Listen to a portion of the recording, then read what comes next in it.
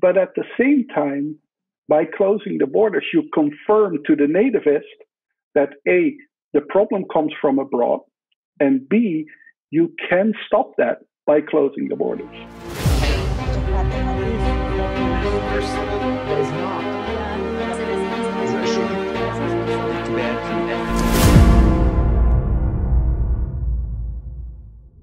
Dear friends, welcome to another edition of Forum 2000 online chat.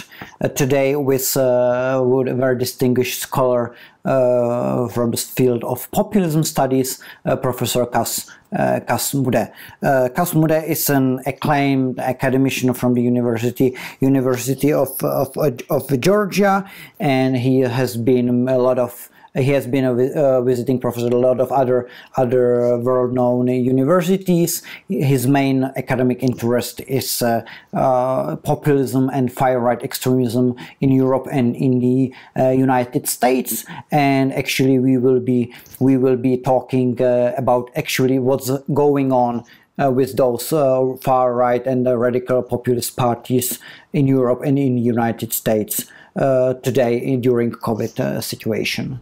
So maybe now the question which is going all around now among all of us who are studying populism is how populist parties, and especially those radical right-wing populist parties, are reacting on coronavirus, because it seems they have severe problems, to adapt on the reality.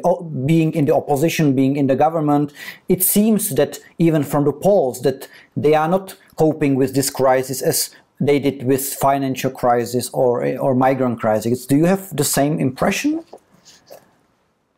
No, I think a lot of the coverage is very much determined by one man, as a lot is determined by one man, which of course is US President Trump, who is actually asked quite often more the exception than the rule.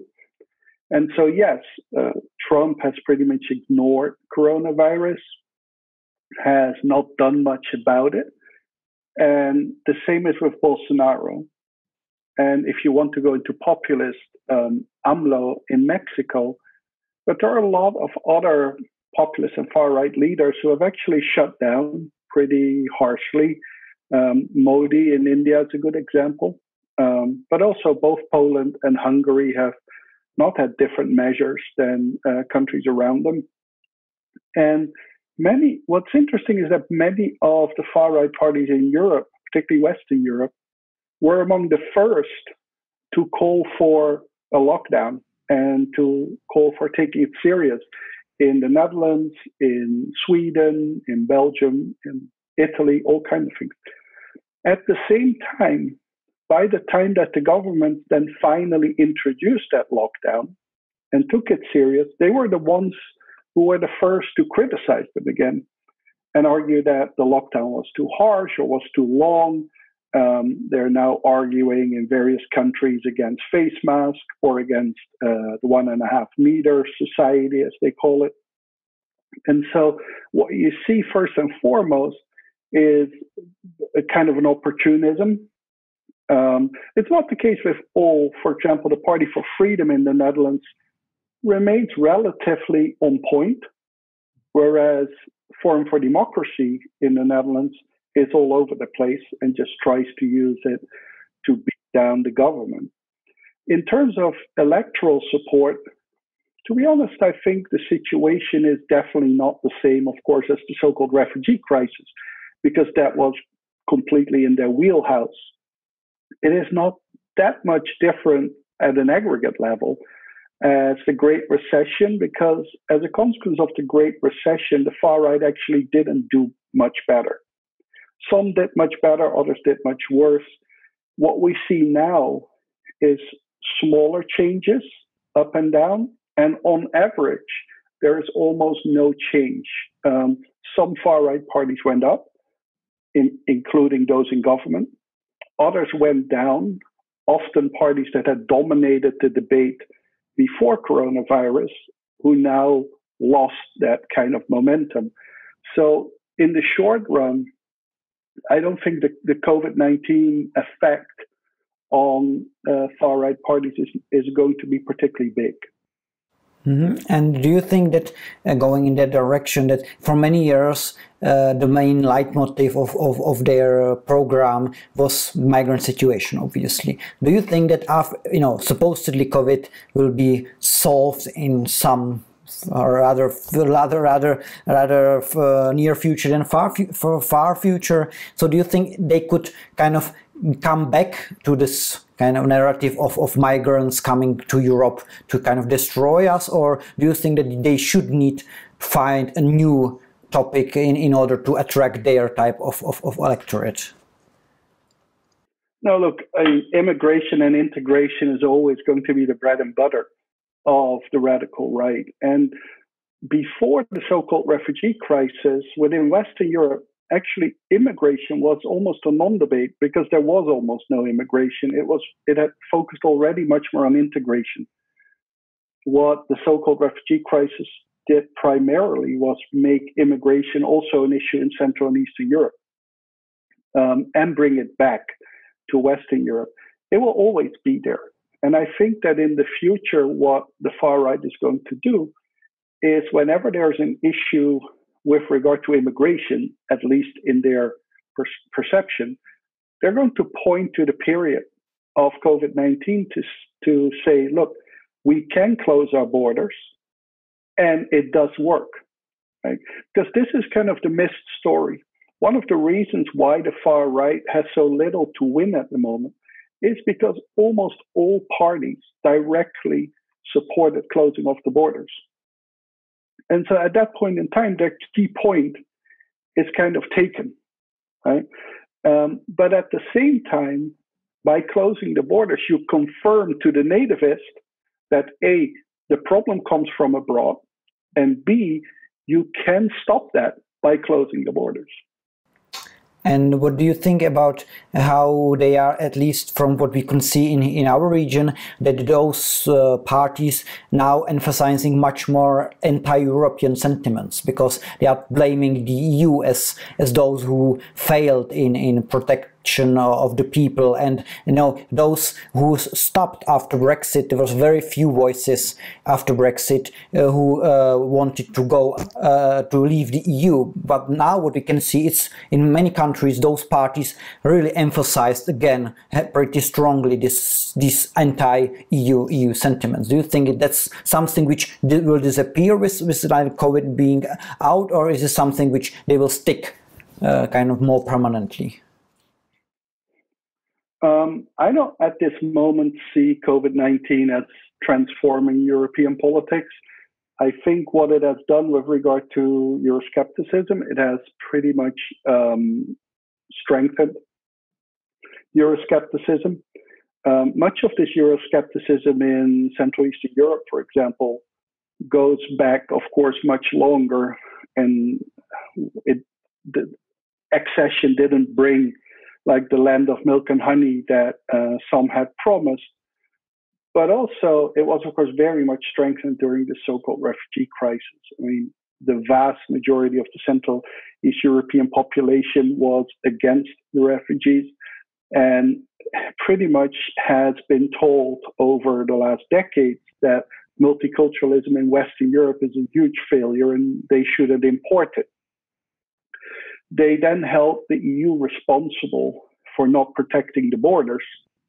And so that, and then not helping them out, although that in Central and Eastern Europe, there was less of an issue to a large extent because outside of Hungary, almost no country was actually confronted with significant numbers of refugees and asylum seekers.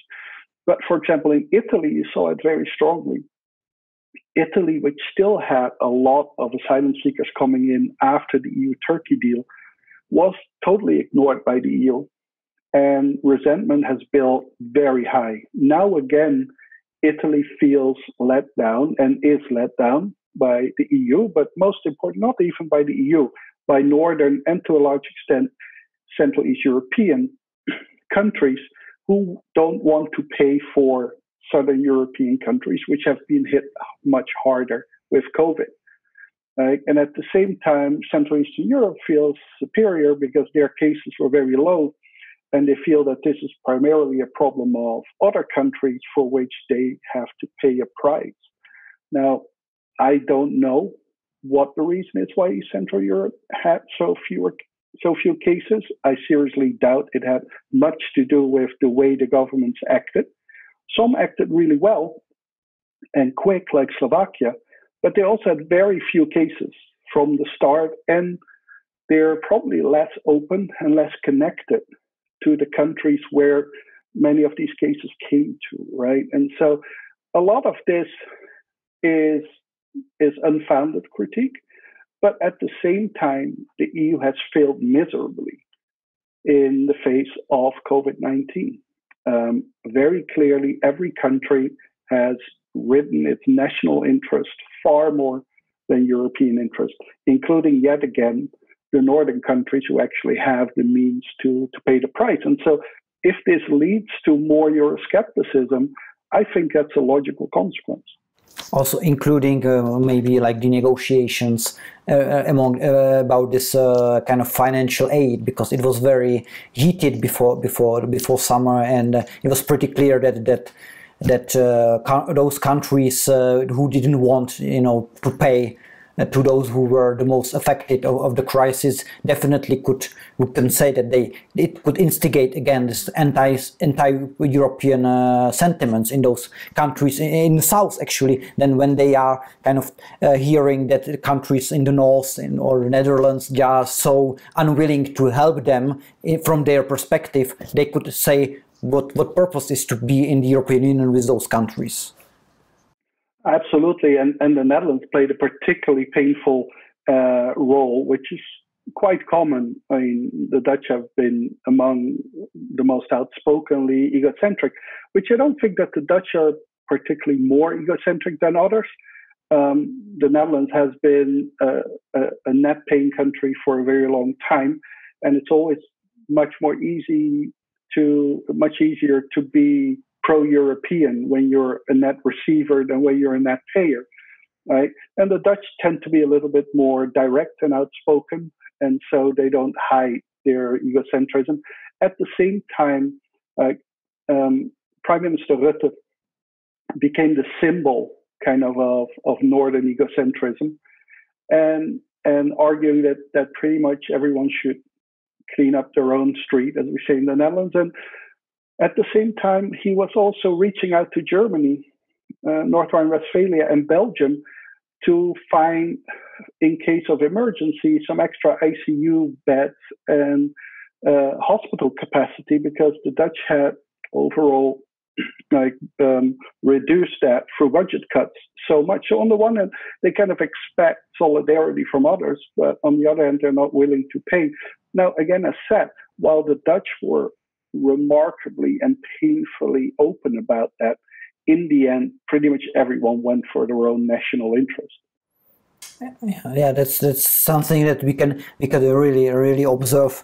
Not just in Europe, but we can definitely say that very similar things are happening in the US now, when these divisions between those two or camps are now producing this very kind of obvious friction on the all levels of politics, being the national level or the state level. So, do you think that it's something which, if we can say this is a scenario when Democrats will win the House of the White House, that's something which could be some kind of mitigated, or do you think that everything which is connected with Trump and everything which he embodies will remain in U.S. politics and will just kind of be there for next years to come? I think it's a misperception, both in the U.S. but particularly outside of the U.S., that the president is the dominant person the hegemonic person in U.S. politics.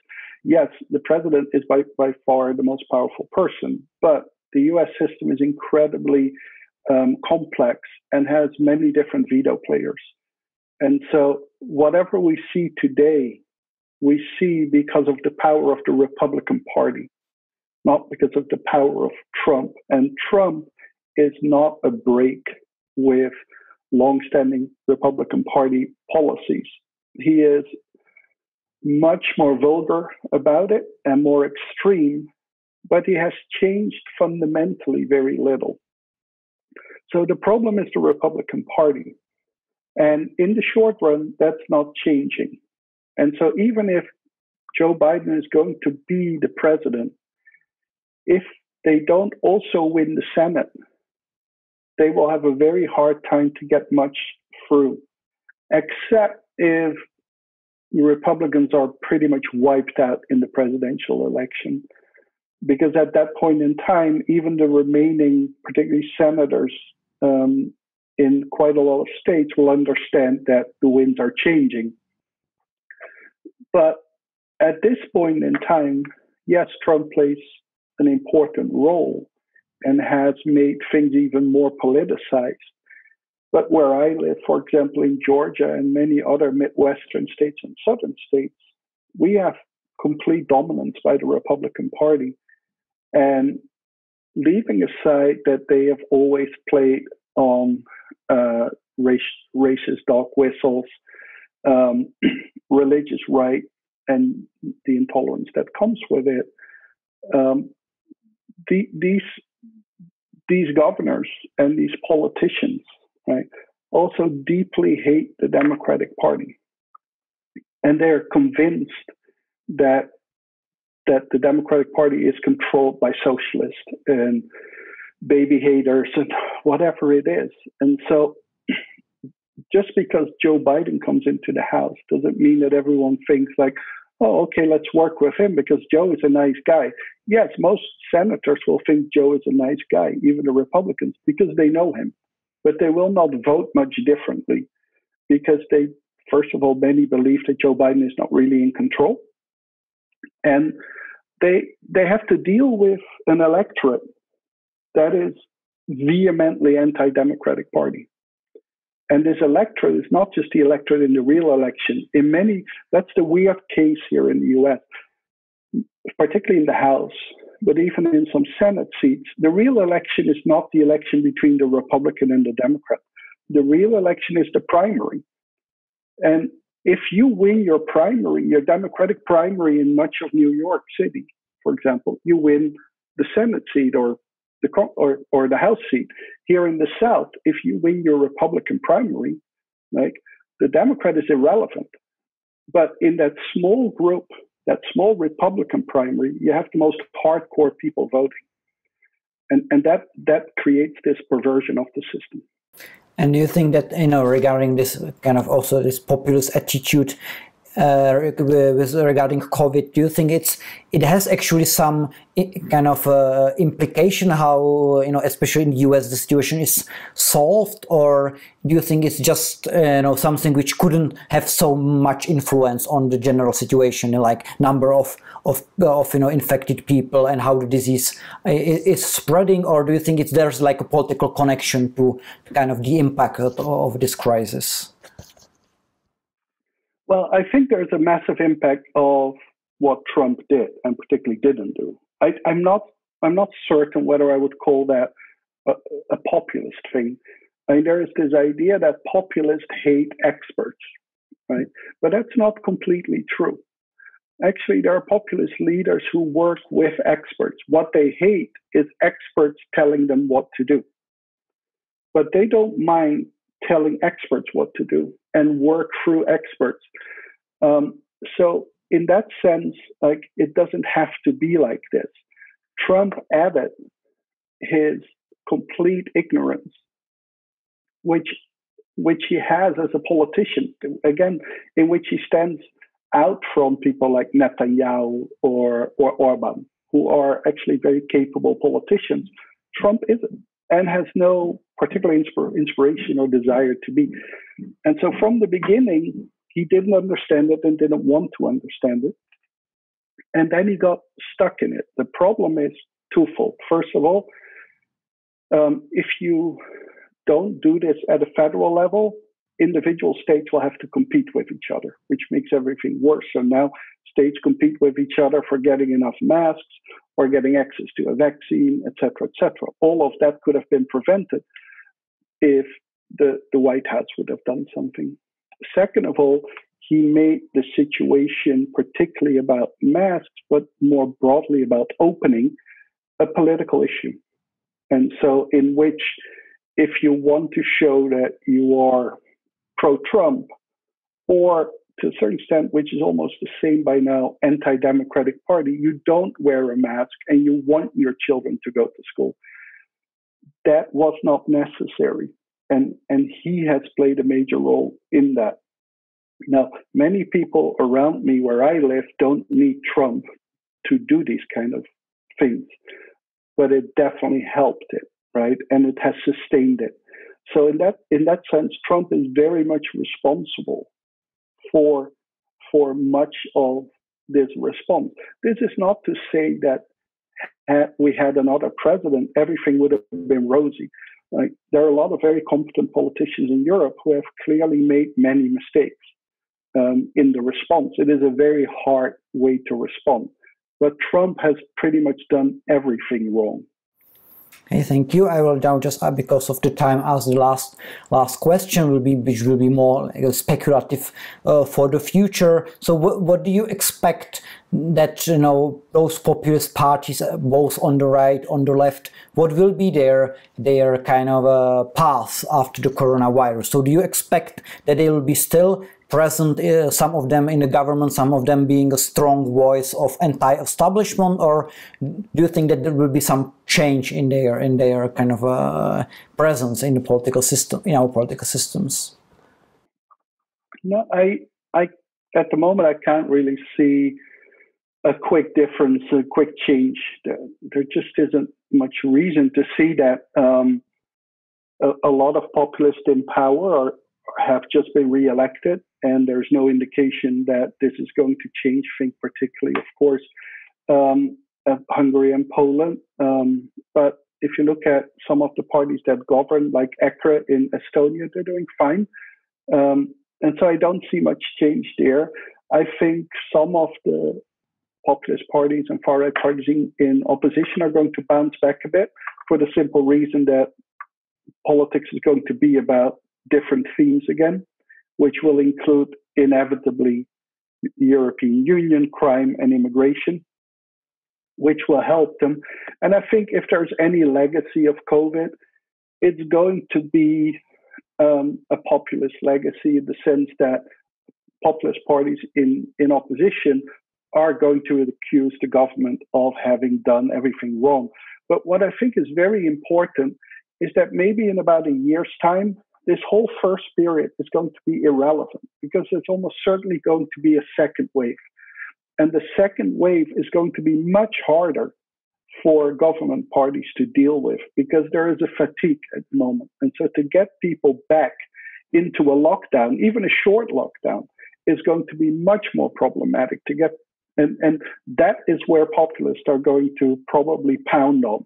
And I think that provides them with a bit more opportunity in the near future. But if you think even about 3-4 years, I doubt that there will be a COVID effect.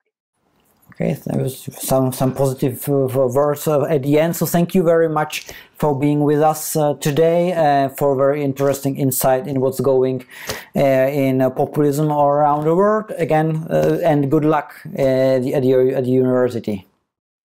Thank you very much. Bye. Thank you. Bye.